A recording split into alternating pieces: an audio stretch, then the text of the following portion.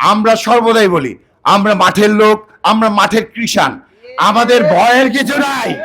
কারণ আমরা কাজকে বিশ্বাস করি, জনগণকে বিশ্বাস করি, জনগণের কাজের জন্য সর্বদা আমরা নিয়োজিত।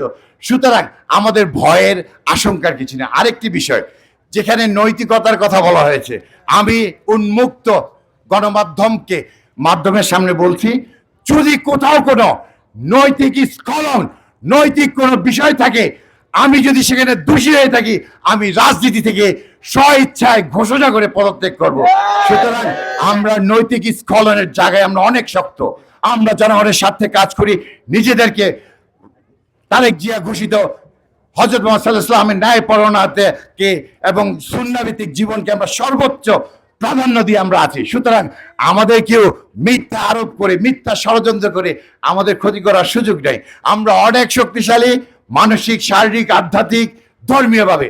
সুতরাং আমরা ওদিক যাব না, ওইটা আমাদের কেন্দ্রীয় নেতৃবৃন্দের উপরে বিষয়, এবং আমার স্থানীয় নেতৃবৃন্দ যারা আছেন তারা সেটা দেখবেন, বুঝবেন, তারা সিদ্ধান্ত নেবেন। সেটা নিয়ে আমাদের মাথা ব্যথা নেই।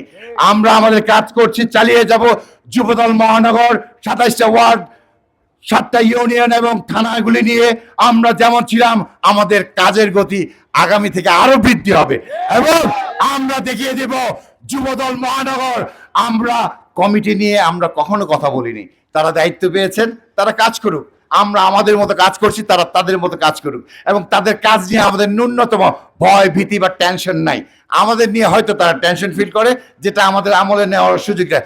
আমরা কাজ করে সামনের দিনে আরো এগিয়ে যেতে চাই। শহীদ রাষ্ট্রপতি জিয়াউর রহমানের ঘোষিত বাংলাদেশ জাতীয়তাবাদকে একটি শক্তিশালী অবস্থানে নেওয়ার স্বপ্ন দেখি। খালেদা জিয়ার যেই স্বপ্ন দেখা স্বয়ংসম্পূর্ণ বাংলাদেশ, সেখানে বাংলাদেশকে নিয়ে যাওয়ার স্বপ্ন দেখি।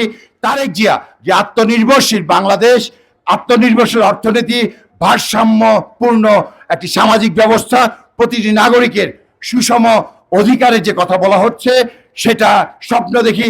তার জন্য আমরা এগিয়ে যাব কাজ করে। কোনোভাবেই আমাদেরকে কোনো জাদুমন্ত্রে থামানো যাবে না। তাই আমরা শহীদ রাষ্ট্রপতির আদর্শের সৈনিক। আমরা আমাদের নেতৃবৃন্দকে নিয়ে সামনের দিনে জনগণের স্বার্থে, নাগরিক স্বার্থে সকল কাজে আমরা এগিয়ে যাব। আর যদি কোথাও কোনো প্রশ্ন থাকে, আমি চ্যালেঞ্জ করছি, আমাদের নৈতিক স্খলন থাকলে আমরা পদত্যাগ করতে বাধ্য হব। ধন্যবাদ সবাইকে। রাজনীতি